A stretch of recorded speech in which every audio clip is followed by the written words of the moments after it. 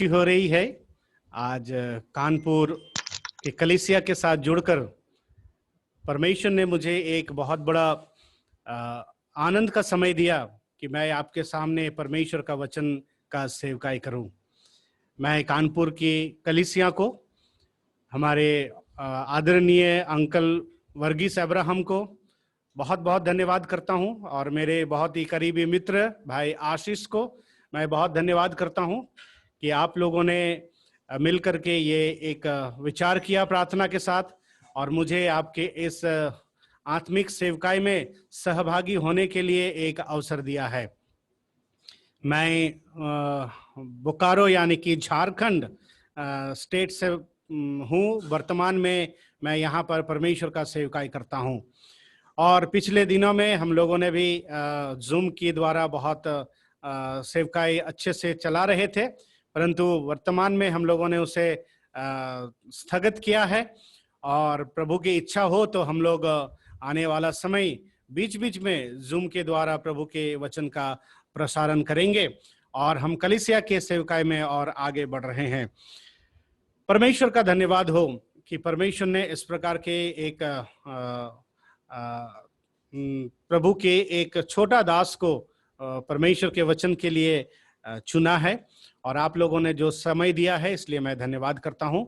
और आज मैं आप लोगों के बीच में एक संदेश जो लेकर आया हूं और वो संदेश का एक शीर्षक भी मैंने आपके बीच में रखा हूं, ग्रेटनेस ऑफ गॉस्पेल, सुसमाचार का महानता। प्यारे मित्रों, सुसमाचार के साथ आज पूरा दुनिया जुड़ा हुआ है। बोलेंगे कैसे? मैं आगे आपको बताऊंगा। सबसे पहले हम विश्वासियों की जिंदगी में सुसमाचार का जो प्रभाव है, जो कार्य है, उस बात को मैं थोड़ा इंट्रोड्यूस करना चाहता हूं। सुसमाचार यानी कि प्रभु यीशु मसीह के द्वारा जो संदेश हम पापी मनुष्य के लिए उद्धार के लिए बताया गया है या हमारे पास रखा गया है, जिससे मनुष्य उद्धार पा सकता है। और ये संदेश एक दो या किसी विभाग या किसी भी प्रकार के जाति धर्म के लिए नहीं, ये सारे संसार के लिए है। परमेश्वर ने पूरे संसार के बीच में ये सुसमाचार दिया है। हमारे बीच में बहुत सारे सुसमाचार संदेश हमको मिलता है। कई बार हम जो हमारे जो जवान लोग हैं उनके लिए जब नौकरियों का कुछ रास्ते खुल जाते हैं, बड़े सुसमाचार कहते हैं, आनंद के सुसमाचार कहते हैं, परंतु उसका एक लिमिटेशन रहता है। नौकरी मिले या पढ़ाई हो या किसी भी प्रकार के जो भौतिक संदेश है उसका एक लिमिटेशन होता है। लेकिन आज आप और मैं जो सुसमाचार पाया हूं, हम लोगों ने जिस सुसमाचार को स्वीकार किया है वो एक अनंत स्थायी एक सुसमाचार है। तहे दिल से परमेश्वर का धन्यवाद करते हैं। अगर परमेश्वर इस सुसमाचार को, इस गॉस्पेल को, इस संदेश को हम तक ना पहुंचाता तो आज हम इस प्रकार से एक दूसरे से कभी ना जुड़ पाते। ये परमेश्वर की बड़ी कृपा है और इसलिए हम परमेश्वर को धन्यवाद करते हैं। सुसमाचार, जो सुसमाचार हमें उद्धार दिया है, जो सुसमाचार उद्धार दे रहा है, जो सुसमाचार आने वाला समय लोगों को उद्धार देने वाला है, यह सुसमाचार एक बहुत ही महत्वपूर्ण संदेश है। हम सुसमाचार सुनाते हैं, हम सुसमाचार सुनते हैं और हम सुसमाचार स्वीकार करते हैं। आज हम सोचेंगे कि आज इस विश्वासियों के झुंड में सुसमाचार के बातें भाई दुलाल मंडल कर रहे हैं, क्या सुसमाचार प्रचार करने जा रहे हैं? सही बात है। कुछ लोगों के लिए यह सुसमाचार का संदेश एक अनंत जीवन के संदेश के रूप से जाएंगे। कुछ लोगों के पास जो सुसमाचार जान गए हैं वो इस सुसमाचार के गहराई को जान करके परमेश्वर को धन्यवाद करेंगे और जो सुसमाचार हम प्रचार करते हैं और उस सुसमाचार के एक महत्व को जान करके, उसकी श्रेष्ठता को जान करके और हम अधिक ऑनरेबली, बहुत ही सम्मान के साथ, बहुत ही गर्व के साथ, अधिकार के साथ हम इस सुसमाचार को प्रचार करेंगे। इसलिए आज इस संध्या के समय में मैंने इस संदेश को लिया है। प्यारे मित्रों, मैं इस संदेश के बारे में, इस सुसमाचार के महानता के बारे में कुछ बातें परमेश्वर के वचन से आपके सामने रखना चाहता हूं। और ये जो भाग मैंने चुना, ये बहुत ही एक प्रसिद्ध भाग है, और मेरे साथ निकालेंगे यूहन्ना रचित सुसमाचार, उसकी 3 अध्याय, और उसकी हम लोग 15, 16 और 17 और 18 आयत पढ़ेंगे। 15, 16 16, 17 और 18 आयत पढ़ेंगे। 16, 17 और 18 आयत, यूहन्ना रचित सुसमाचार उसका 3 अध्याय, उसके 16, 17 और 18 आयत। मैं आप सबके लिए हिंदी में पढ़ता हूं। क्योंकि परमेश्वर ने जगत से ऐसा प्रेम रचा कि उसने अपना एकलौता पुत्र को दे दिया, ताकि जो कोई उस पर विश्वास करे वो नाश ना हो परंतु अनंत जीवन पाए। परमेश्वर ने अपने पुत्र को जगत में इसलिए नहीं भेजा कि जगत पर दंड की आज्ञा दे, परंतु इसलिए जगत उससे उद्धार पाए। जो उस पर विश्वास करता है उस पर दंड की आज्ञा नहीं है, परंतु जो उस पर विश्वास नहीं करता वो दोषी ठहरा चुका, इसलिए कि उसने परमेश्वर के एकलौता पुत्र के नाम पर विश्वास नहीं किया। परमेश्वर के नाम की महिमा हो इस वचन पढ़े जाने से। आइए हम 2 शब्द और प्रार्थना करें, अपने शीश को झुकाए और आगे की ओर जाएं। परमेश्वर को हम धन्यवाद करते हैं। पिताजी, हम धन्यवाद करते हैं खासतौर से इस शाम के लिए, जब हम एक साथ इस जूम के द्वारा मिले हैं। प्रभु, कानपुर की कलीसिया इस सभा को आयोजित किए हैं, और जितने लोग जुड़े हुए सबके लिए धन्यवाद। जो संदेश प्रभु आज इस शाम के समय तो कहना चाहता है और हमारे बीच में रखना चाहता है, वो प्रभु हमारे हृदयंगम होने के लिए मदद कर, और प्रभु उसके अनुसार हम प्रभु तेरे सुसमाचार को और अधिक प्रभु जी विश्वास करें, माने और उसको पालन करें, और प्रभु उसे हम दूसरों तक पहुंचा सके। धन्यवाद करते हैं प्रभु, हमारे बीच में तो उपस्थित है और इस संदेश के द्वारा तो आशीष देगा। प्रभु यीशु मसीह के नाम से मांगते हैं, आमीन।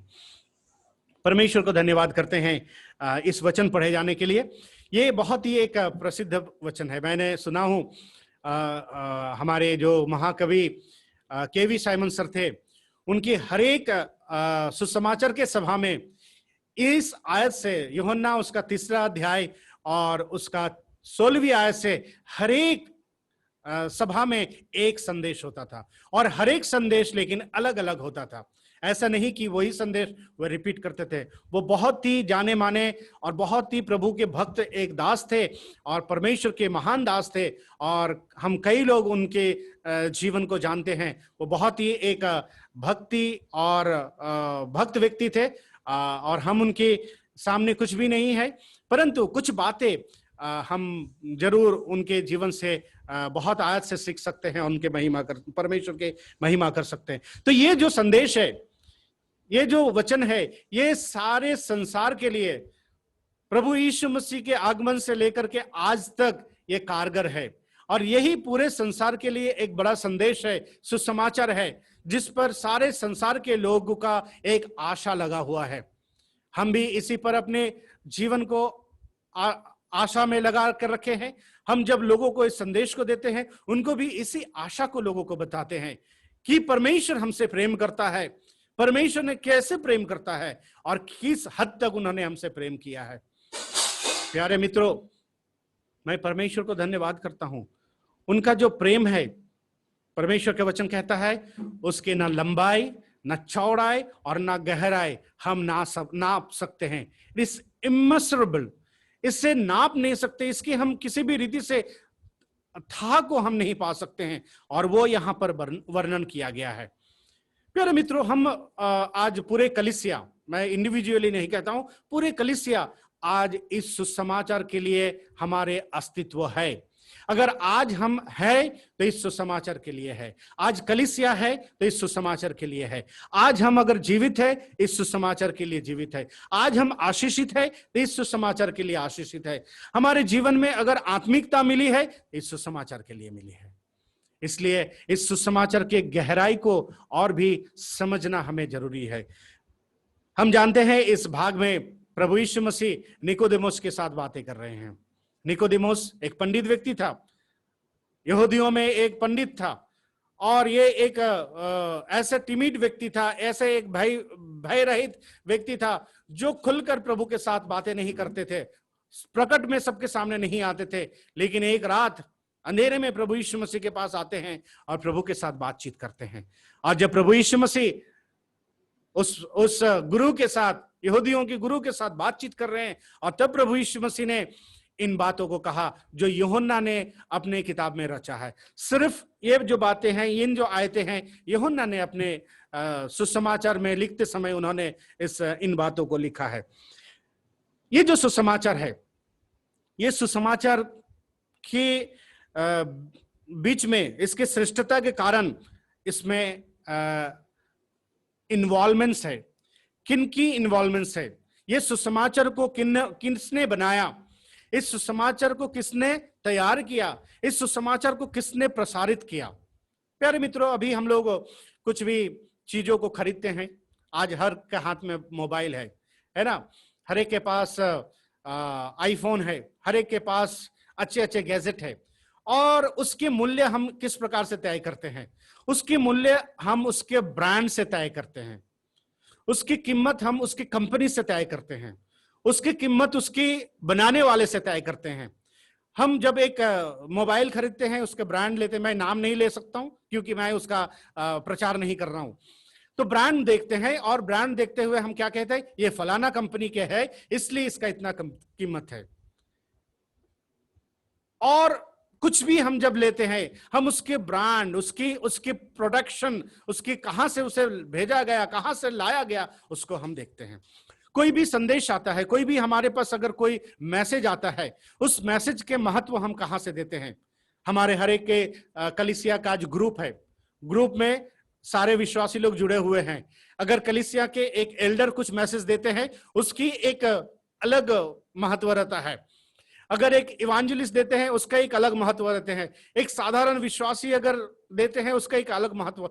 मैं ये कहना नहीं चाहता हूं कि कोई छोटा बड़ा है, परंतु उसकी जो ऑथोरिटी है, उसकी जो सामर्थ्य है, वो कहां से आती है, कितने ऑथेंटिक है, उस बात को दर्शाता है। इसी प्रकार ये जो संदेश है, ये जो सुसमाचार है, इसकी महानता, इसकी श्रेष्ठता हम किस प्रकार से परमेश्वर के वचन के अनुसार जान सकते हैं।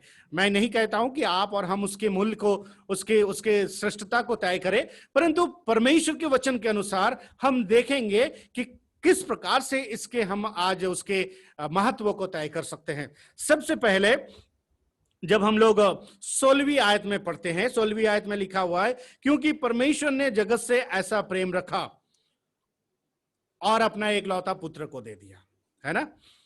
ये जो सुसमाचार, ये जो संदेश है, ये संदेश का जो रचक कौन है, रचना करने वाला कौन है? इंग्लिश में first I invented by God the father, invented by God the father. इसकी रचना पिता परमेश्वर ने किया। परमेश्वर ने जगत से ऐसा प्रेम किया, है ना। अगर हम इस संदेश का वैल्यू जानना चाहते हैं, इसके कीमत जानना चाहते हैं, इसकी श्रेष्ठता जानना चाहते हैं, तो सबसे पहले हमें जानना है इसे रचना किसने किया है। प्यारे मित्रों, ये सुसमाचार कोई कवियों की कहानी नहीं है, कोई नेताओं की भाषण नहीं है, कोई मंत्रियों का संदेश नहीं है, कोई साइंटिस्ट का इनोवेशन नहीं है। ये स्वर्ग के सृष्टिकर्ता, पृथ्वी के रचना करने वाला, सारे वैभव में बैठे हुए सर्वाधिकारी परमेश्वर का ये संदेश है। उन्होंने इसे रचा है। कब रचा है? हम जानते हैं परमेश्वर के दृष्टि में सारे चीज अतीत है। परमेश्वर ने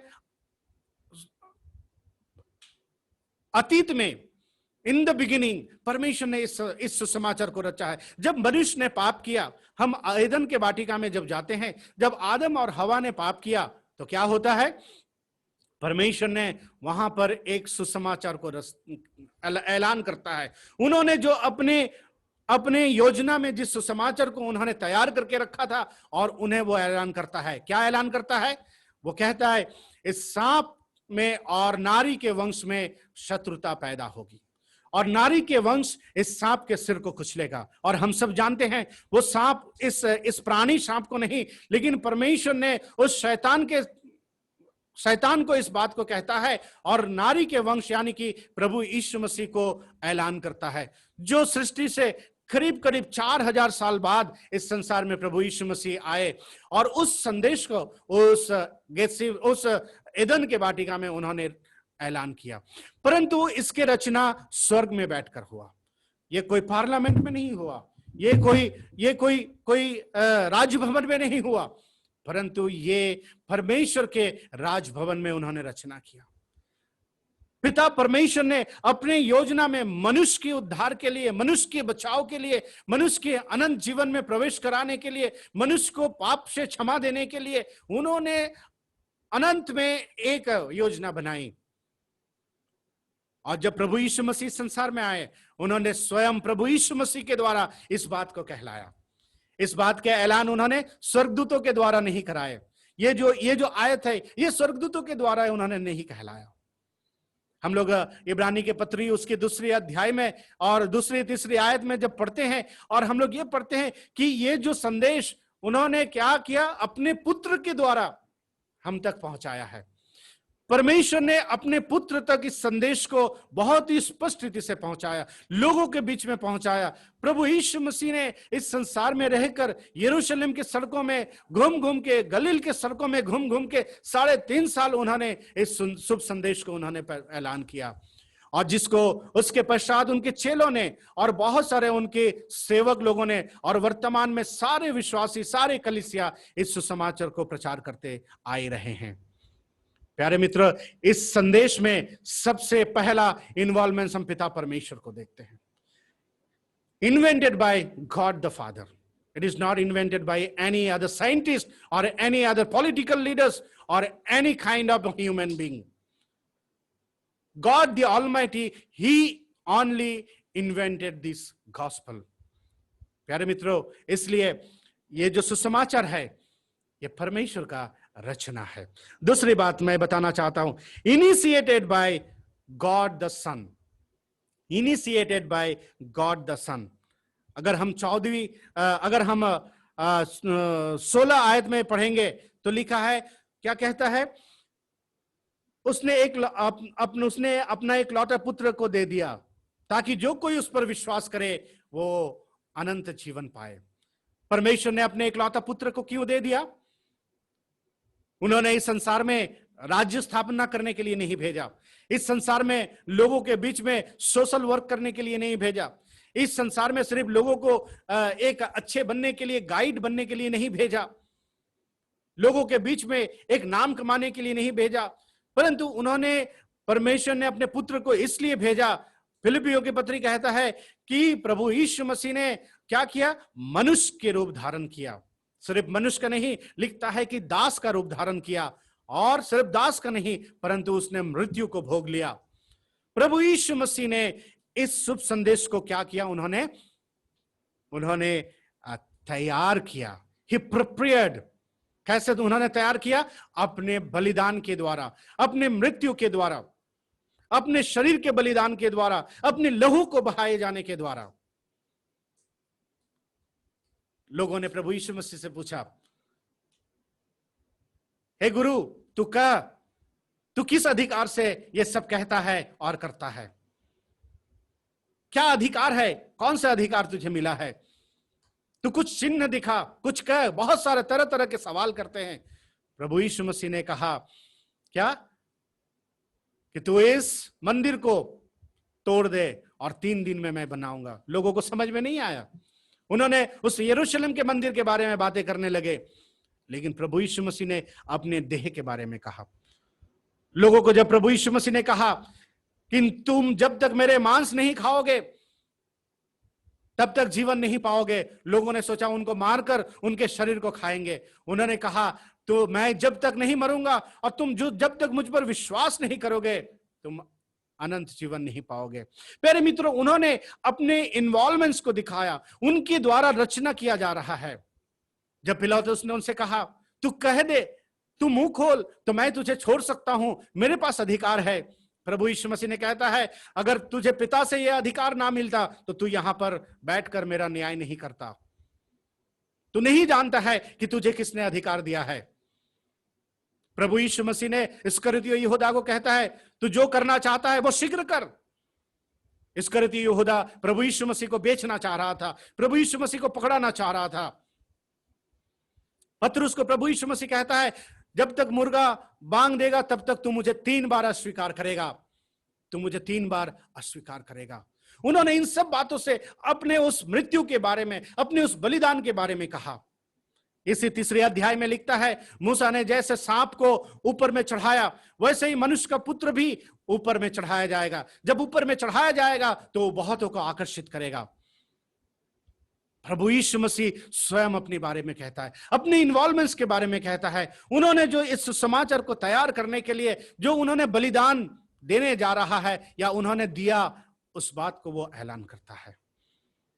प्यारे मित्रों, सबसे पहले ये सुसमाचार पिता परमेश्वर ने रचा, प्रभु यीशु मसीह ने इसे तैयार किया, इसे स्थापना किया, संस्कार किया, इन्वेंट किया, इसका इंस्टीट्यूट किया। और तीसरा, परमेश्वर के आत्मा के द्वारा आज इंस्पायरिंग हो रहा है, उसकी प्रेरणा मिल रहा है। प्रभु यीशु मसीह क्या कहता है, जब तक तुम जल और आत्मा के द्वारा नहीं जन्मोगे तुम्हारा नया जन्म नहीं हो सकता है। निकोदेमुस को कहता है, तुम्हारा नया जन्म होना आवश्यक है, और जब तक तुम जल और आत्मा के द्वारा नहीं रचे जाओगे, जब तक तुम्हारा नया जन्म जल और आत्मा के द्वारा नहीं होगा। प्यारे मित्रों, बहुत आजकल सिखाने वाला ऐसा सिखाते हैं कि जल मतलब बपतिस्मा के बारे में कहता है। ऑफ कोर्स नहीं, क्योंकि प्रभु यीशु मसीह तब तक बपतिस्मा के बारे में ऐलान नहीं किया। प्रभु यीशु मसीह वो अंत में मत्ती रचित सुसमाचार उसकी 28वीं अध्याय में बपतिस्मा के बारे में ऐलान करता है।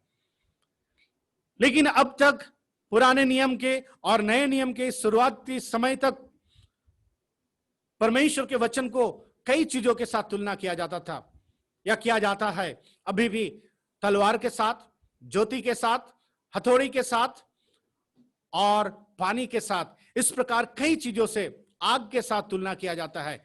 और इसलिए प्रभु यीशु मसीह उनके सामने ये स्पष्ट रीति से कहता है। उनको ये समझ में आता है कि ये जल परमेश्वर का वचन है। एक व्यक्ति को उद्धार पाने के लिए उसे परमेश्वर का वचन और जल का आवश्यक, परमेश्वर का वचन और परमेश्वर के आत्मा का होना जरूरी है। रोमी के पत्री कहता है, उद्धार सुनने से है, सुनना वो सुसमाचार है, और जब तक कोई प्रचार नहीं करेगा तब तक लोग कैसे सुनेंगे। परमेश्वर का वचन जब तक लोग सुनेंगे, परमेश्वर के आत्मा जब लोगों के हृदय में कार्य करेगा, जब उन्हें प्रेरणा देगा, और तब तक वो उद्धार को पाएगा। आज 2000 सालों से परमेश्वर के आत्मा मनुष्य के हृदय में कार्य कर रहा है। हर पल हर क्षण बातें कर रहे हैं। जो कोई सुसमाचार सुनता है उसके हृदय से बातें करते हैं। कुछ लोग उसे अनसुना कर देते हैं, कुछ लोग उसे सुन करके उसे भूल जाते हैं, कुछ लोग उसे स्वीकार करते हैं, उसे ग्रहण करते हैं, और वो अनंत जीवन का अधिकारी होता है। ये सुसमाचार की श्रेष्ठता इसलिए है क्योंकि ये स्वर्ग में पिता परमेश्वर के द्वारा रचा गया, पृथ्वी में प्रभु यीशु मसीह के द्वारा इसे तैयार किया गया, और आज वर्तमान में पवित्र आत्मा परमेश्वर के द्वारा इसे प्रेरणा दी जा रही है। इसलिए इस सुसमाचार के रचना और प्रसारण में परमेश्वर, त्रिएक परमेश्वर का संपूर्ण इन्वॉल्वेंस है, संपूर्ण उनकी एक अपना कार्य है। उन्होंने स्वयं इसे तैयार किया है, ये कोई मनुष्य के द्वारा नहीं है। परमेश्वर को धन्यवाद करते हैं, आज हम अयोग्य मनुष्य को यह सुसमाचार प्रचार करने के लिए अवसर मिला है। आपको और मुझे अवसर मिला है, ये स्वर्गदूतों को नहीं मिला है, संसार के बड़े बड़े लोगों को, धनवानों को और बड़े बड़े विश्वासियों को, बड़े बड़े बिजनेसमैनों को नहीं मिला है। आप और मुझ जैसे छोटे लोगों को मिला है। परमेश्वर ने हमें ये ज्ञान दिया है, ये एक समझ दिया है। इसे समझने के लिए आपकी और हमारे विश्वास भी परमेश्वर का अनुग्रह है। अगर परमेश्वर का अनुग्रह ना होता तो ये विश्वास भी हम ना कर पाते। फिलिपियों के पत्री उसकी 1 अध्याय में कहता है कि विश्वास भी परमेश्वर का अनुग्रह है। हम और आप जो विश्वास करते हैं अनुग्रह से है। और इसलिए प्यारे मित्रों, ये परमेश्वर का वचन इसलिए श्रेष्ठ है क्योंकि इसमें त्रिएक परमेश्वर का इन्वॉल्वमेंट है। दूसरी दिशा में हम जाना चाहते हैं, दूसरी बातों में जाना चाहते हैं। ये सुसमाचार क्यों श्रेष्ठ है? ये सुसमाचार क्यों श्रेष्ठ है? मैं इसमें भी 3 बातें आपको बताना चाहता हूं। इसकी श्रेष्ठता के 3 बड़े सामर्थ्य है, 3 बड़े सामर्थ्य, पावर को, 3 पावर्स ऑफ गॉस्पेल, सुसमाचार के 3 बड़े सामर्थ्य के बात को मैं इन आयतों से आपको बताना चाहता हूं। इसमें एक सामर्थ्य है, एक ताकत है, एक पावर है, because it is living word, ये जीवित वचन है। और उस सामर्थ्य के बात को मैं आपके सामने बताना चाहता हूं। It has power of regeneration. इस सुसमाचार का पुनः तैयार करना या पुनः रचना का सामर्थ्य है। किस प्रकार? परमेश्वर का वचन का या बाइबल का समय काल को 3 हिस्सों में बांट सकते हैं। एक जेनरेशन यानी कि सृष्टि, परमेश्वर ने सृष्टि किया। उत्पत्ति उसके 3 अध्याय तक हम लोग सृष्टि के बारे में देखते हैं। 3 अध्याय के पहले तक हम सृष्टि के बारे में देखते हैं। परमेश्वर ने सृष्टि किया।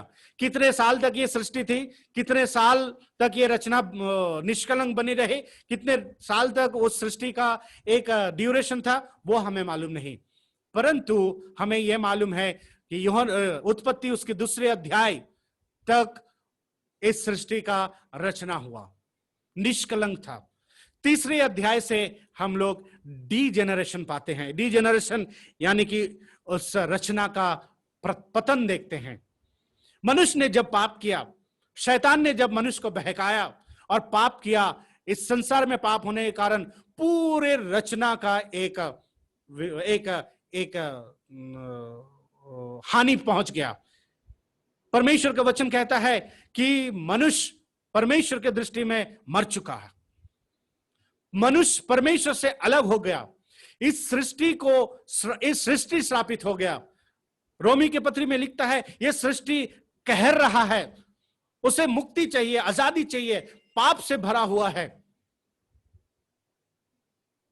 परमेश्वर ने ऊंट कटारे नहीं बनाए। सृष्टि के पश्चात हम लोग ऊंट कटारे भी हम इस संसार में देखते हैं।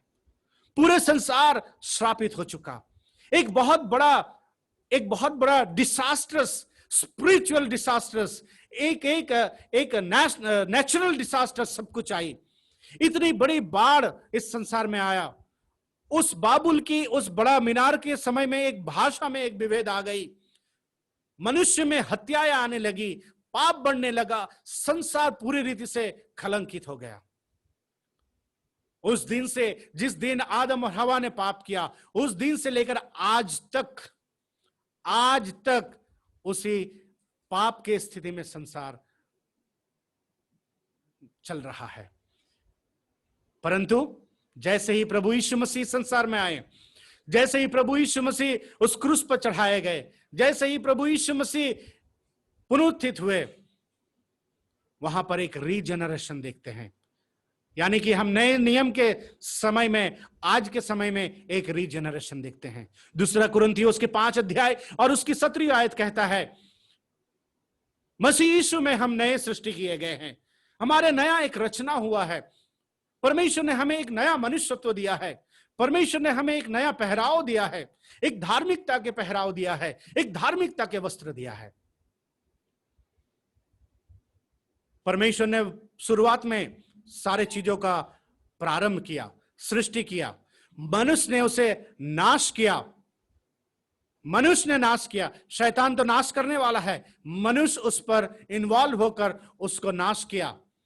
परंतु परमेश्वर का पुत्र, जिसे मनुष्य का पुत्र कहलाता है, प्रभु यीशु मसीह ने उसे फिर से पुनः स्थापन किया। प्यारे मित्रों, सुसमाचार में सिर्फ रीजनरेशन का एकमात्र पावर या सामर्थ्य है। आज सारे संसार वो क्या करते हैं? वो पूरे संसार पूरे जो जीवन का रिसाइकलिंग के ऊपर भरोसा करता है, लेकिन नए सृष्टि पर वो नहीं जाते हैं। परमेश्वर ने हमें नया जीवन दिया है। यूहन्ना के प्रभु यीशु मसीह जब निकोदेमुस के साथ बात कर रहे हैं, निकोदेमुस को कहता है जब तक तुम्हारा नया जन्म नहीं होगा, नया जन्म के बारे में कहते हैं, नई रीति से सृष्टि के बारे में कहते हैं, उसी को रिसाइकलिंग करने के बारे में नहीं कहते हैं, उसी को बार बार तैयार करने के बारे में नहीं कहते हैं। We need a new creation, we need a new birth, नया जन्म की आवश्यकता है।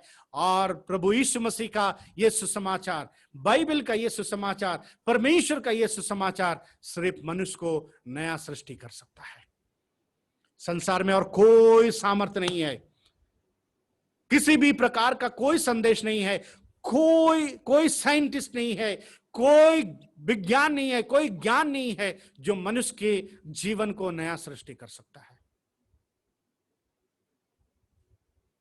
प्रभु यीशु मसीह में आज हम नए सृष्टि हुए हैं। प्यारे मित्रों, हम जितनों ने सुसमाचार को विश्वास किया है, परमेश्वर के वचन दावा करता है, परमेश्वर के वचन इस बात को ऐलान करता है, हम नए सृष्टि हुए हैं। नए स्वभावों से, नए मनुष्यत्व से, नए विचारों से, नए एक अधिकार से परमेश्वर ने हमें तैयार किया है। हमारा जीवन नरक में जाने वाला था, अब विनाश की ओर जाने वाले थे, परमेश्वर ने हमें नया बनाकर स्वर्ग की ओर लेकर गया है। हमारे जीवन, परमेश्वर के वचन कहता है कि हम स्वभाव से क्रोध के संतान थे। क्रोध यानी कि शैतान के साथ उस श्राप के, उस परमेश्वर के क्रोध के ऊपर हमारा जीवन जी रहा था, क्रोध हमारे ऊपर जी रहा था, अधिकार कर रहा था। परंतु प्रभु यीशु मसीह के द्वारा हम आज परमेश्वर के संतान हुए हैं, अनंत जीवन के अधिकारी हुए हैं। परमेश्वर ने हमें नया सृष्टि किया है। इसलिए प्यारे मित्रों, आज आप और हम उस नए सृष्टि हुए हैं, नए स्वभाव से, नए विचार से, नयापन से, आत्मिकता के साथ। प्रभु यीशु मसीह इसी 3 अध्याय में कहता है, जो शरीर से जन्मा है वो शरीर है। हमारा जो ये शरीर दिख रहा है, ये मांस का है, ये शरीर है, इट इज मॉर्टल फिजिक, ये एक नाशमान शरीर है। परंतु जो आत्मा से जन्मा है वो आत्मिक है। परमेश्वर ने हमें परमेश्वर के आत्मा के द्वारा आत्मिक बनाया है। आज हम आत्मिक बने हैं। हम अपने माता पिता के द्वारा शारीरिक जन्म लेकर आए, शारीरिक एक स्वभाव को लेकर आए, बचपन से ही पाप करने का स्वभाव को लेकर आए। लेकिन जिस दिन आपने और मुझे हमने यीशु मसीह को उद्धारकर्ता ग्रहण किए, हमारे नया सृष्टि हो गया, हम आत्मिक बन गए। हम उस आत्मिक परमेश्वर के साथ, उस आत्मा परमेश्वर के साथ हम जुड़ गए, हमारा एक संबंध बन गया। We began a relationship with spiritual God. हमारा एक आध्यात्मिक जिंदगी का शुरुआत हो गई। आप और हम नहीं कह सकते हैं कि हम जन्म से आध्यात्मिक थे। हो सकता है आप ईसाई घर में जन्म लिए होंगे, हो सकता है बचपन से आप दुआ प्रार्थना में भाग लेते होंगे, बचपन से आप चर्च में जाते होंगे, और कितने लोग बचपन में उनके बपतिस्मा हो जाती है और बीच बीच में उनको प्रभु भोज दे दिया जाता है। हो सकता है, but it all has meaningless. ये सारे एक व्यर्थ है, कोई उद्देश्य नहीं है, जब तक आप और हमने उद्धारकर्ता करके प्रभु यीशु मसीह को ग्रहण नहीं किया। जिस दिन हमने और आपने यीशु मसीह को उद्धारकर्ता ग्रहण किया, उसी दिन हमारे जीवन में एक आत्मिक जीवन का शुरुआत हो गया। इसलिए it has a power of regeneration, एक पुनः सृष्टि का एक सामर्थ्य है। दूसरा, it has power of redemption. ये सुसमाचार का जो सामर्थ्य, वो छुटकारा का सामर्थ्य है। प्रभु यीशु मसीह के द्वारा हमें छुटकारा मिली है, प्रभु यीशु मसीह के द्वारा हमें छुटकारा मिलता है, प्रभु यीशु मसीह के द्वारा छुटकारा मिलता रहेगा। इफिसियों के पत्री और उसकी 1 अध्याय 7 आयत, कुलुसियों के पत्री उसकी 1 अध्याय 14 आयत में कहता है, यीशु मसीह में हमारा छुटकारा हुआ है। प्रभु यीशु मसीह में, प्रभु यीशु मसीह के संदेश में, प्रभु यीशु मसीह के सुसमाचार में, उसकी उस सुसमाचार के तैयारी में, उन्होंने जो सुसमाचार को कलवरी के क्रूस पर बनाया और जितनों ने विश्वास किया, क्या हो गया? उनको छुटकारा मिला, उनको उद्धार मिला। उद्धार यानी कि परमेश्वर का वचन क्या कहता है? पापों की क्षमा, पापों की क्षमा। आज के दौर में उद्धार के मतलब को बिगाड़ दिया गया है। आज के इस मसीही समाज में कुछ लोग ऐसे प्रचार करते हैं, कुछ ऐसे सिखाते हैं, अगर आपको शारीरिक चंगाई मिल गई, अगर आपको आपको भौतिक बढ़ोतरी मिल गई, आपकी उद्धार हो गया, आप उद्धार पा गए। कोई बड़े पास्टर प्रार्थना करने से या कोई मिराकल करने वाला व्यक्ति जो ऐलान करते हैं वो आपको प्रार्थना करने से आप बीमार से चंगे हो गए तो आप उद्धार पा गए? कदापि नहीं, कदापि नहीं। जब तक हमें पाप का छुटकारा नहीं मिला, पाप से छुटकारा नहीं मिली।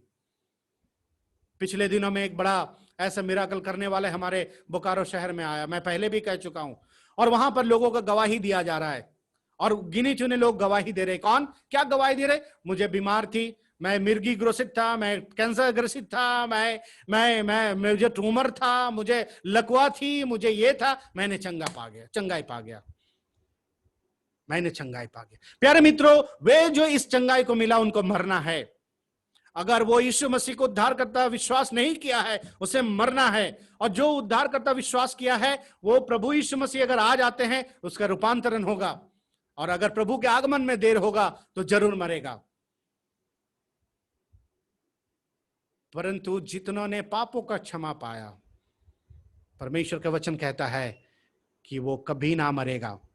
प्रभु यीशु मसीह मार्था मरियम से कहता है कि तेरा भाई जी उठेगा, जरूर जी उठेगा। मार्था डॉक्ट्रिन सिखाती है, हाँ मैं जानती हूं पुनरुत्थान के दिन जी उठेगा। प्रभु यीशु मसीह तभी उसी समय जीने के बारे में कहता है, और साथ ही साथ उन्होंने क्या कहा? जो कोई मुझ पर विश्वास करता है वो मरकर जी उठेगा, और जो मुझ पर विश्वास करता है वो कभी ना मरेगा, कभी ना मरेगा। प्यारे मित्रों, हम विश्वासियों के लिए, हम सुसमाचार ग्रहण करने वाले के लिए, हम छुटकारा पाए हुए लोगों के लिए एक बड़ी आशा है। अगर प्रभु यीशु मसीह आज आ जाते हैं या हमारे जीवन काल में आते हैं, हम कभी नहीं मरेंगे, हम रूपांतरित होंगे, प्रभु के साथ उस बादलों पर रूपांतरित होकर मिल जाएंगे। परंतु अगर हम मर जाते हैं, हमारे शरीर अगर दफनाई जाती है, जलाई जाती है, पानी में दहाई जाती है, जो भी होता है, हमें प्रभु एक महिमा के शरीर देकर हमें उठाएंगे, हमें जीवित करेंगे, हमें उस शरीर को हमारे अपने साथ लेकर जाएंगे, एक महिमा के शरीर बनाकर। जब तक आप और मैं यीशु मसीह को अपने जीवन में उद्धारकर्ता करके या पाप की क्षमा देने वाले करके विश्वास नहीं करते हैं, अंगीकार नहीं करते हैं, हमारे उद्धार नहीं होता है। इसलिए हमारे बीच में सुनने वाले अगर कोई ऐसे भी उद्धार ना पाए हुए लोग हों, या आपको उद्धार के बारे में समझ नहीं है, तो कृपया आज ध्यान से सुने। आज ही उद्धार का दिन है, आज प्रभु की सुसमाचार का दिन है। ये सुसमाचार आपको छुटकारा देगा, आपको अनंत जीवन का अधिकारी बनाएगा, अनंत जीवन का अधिकारी बनाएगा।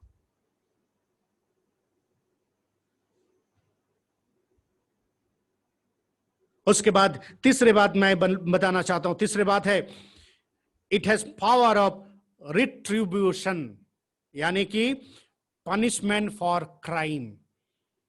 रिट्रीब्यूशन मतलब पनिशमेंट फॉर क्राइम, गुनाह के बदले में दंड देने का अधिकार है। आप बोलोगे सुसमाचार में गुनाह के बदले दंड देने का अधिकार? सुसमाचार में जैसे जीवन देने का अधिकार है, वैसे दंड देने का भी अधिकार है। 18 आयत पढ़ेंगे। 18 आयत में क्या लिखता है? इस प्रकार लिखा हुआ है, जो उस पर विश्वास करता है उस पर दंड की आज्ञा नहीं है। आप और हम जो सुसमाचार में विश्वास करते हैं, हमारे ऊपर दंड की आज्ञा नहीं है, परंतु जो कोई उस पर विश्वास नहीं करता है वो दोषी ठहरा चुका है। इट इज ऑलरेडी क्या किया गया है? ऐलान किया गया है। जो विश्वास नहीं कर रहा है उसके लिए दंड का ऐलान हुआ है। It is a judicial word. वो already convicted by the judicial act of gospel. परमेश्वर के इस समाचार के उस न्याय के उस एक्ट के अनुसार उसे दंड मिल चुका है, जो कोई विश्वास नहीं करता है। प्यारे मित्रों, आपको और मुझे परमेश्वर ने अनंत जीवन दिया है, अनंत जीवन के हम अधिकारी हुए हैं। इसी सुसमाचार के द्वारा, इसी सुसमाचार को जीवन देने का अधिकार है, इसी सुसमाचार को दंड देने का अधिकार है, सिर्फ विश्वास के एक भरोसे पे। विश्वास के द्वारा जो कोई विश्वास किया है वो जीवन में पार हो चुका है, जीवन में प्रवेश हो चुका है, उसको अनंत जीवन मिल चुका है। यहां पर 16वीं आयत में कहता है, जितनों ने, जो कोई इस पर विश्वास किया वो नाश ना हो परंतु अनंत जीवन पाए। प्यारे मित्रों, इसी सुसमाचार के कारण हमें अनंत जीवन मिली है। आपको और मुझे अनंत जीवन मिला है। अनंत जीवन क्या है? अनंत जीवन ये परमेश्वर का जीवन है। This life of God, it is life of eternal God, it is immortal life. अविनाशी एक जीवन है, प्रभु ने हमें दिया है। किस प्रकार से दिया है? प्रभु यीशु मसीह ने क्रूस पर चढ़ते समय क्या कहा? हे पिता, इन्हें माफ कर, ये क्या करता है इन्हें मालूम नहीं। हम लोग बहुत जो भावुक लोग होते हैं, हो सकता है पेरेंट्स लोग होंगे, अभिभावक लोग होंगे, या कोई जिससे प्रेम करता है, पति पत्नी में हो, कभी कोई बीमार हो जाता है, कोई किसी भी प्रकार के दुर्घटना ग्रसित हो जाता है, मृत्यु के सामना करता है, तो भावुक लोग क्या कहता है? प्रार्थना करते हैं, हे ईश्वर मेरा जीवन ले ले, इसे जीवन दे दे। कभी नहीं हो सकता है, इम्पॉसिबल। मेरा जीवन और मेरा बेटा का जीवन अलग है। It is a complete different life. मेरा जीवन, मेरा आयु मेरा बेटा को नहीं दे सकता है परमेश्वर। परमेश्वर ने सबके लिए एक आयु इस संसार में बनाकर रखा है, परंतु पुत्र ने, प्रभु यीशु मसीह ने क्या कहा? पिता इन्हें माफ कर, ये क्या करता है मुझे मालूम, इसे मालूम नहीं। प्रभु पिता मेरे जीवन ले ले, अगर तू चाहता है तो इस कटोरा को दूर कर, नहीं तो मुझे पीने के लिए अनुग्रह कर। और प्रभु यीशु मसीह उस कटोरे को पीता है, उस मृत्यु को पीता है। क्यों? आपको और मुझे जीवन देने के लिए। इसीलिए जो कोई इस पर विश्वास करता है वो जीवन पाता है, और जो विश्वास नहीं किया उसका दंड का अधिकारी हो चुका है।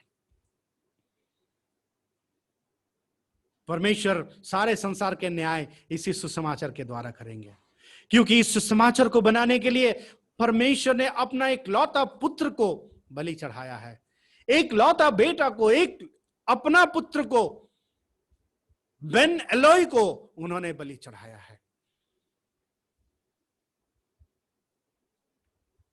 प्यारे मित्रों, इसके महानता को समझे।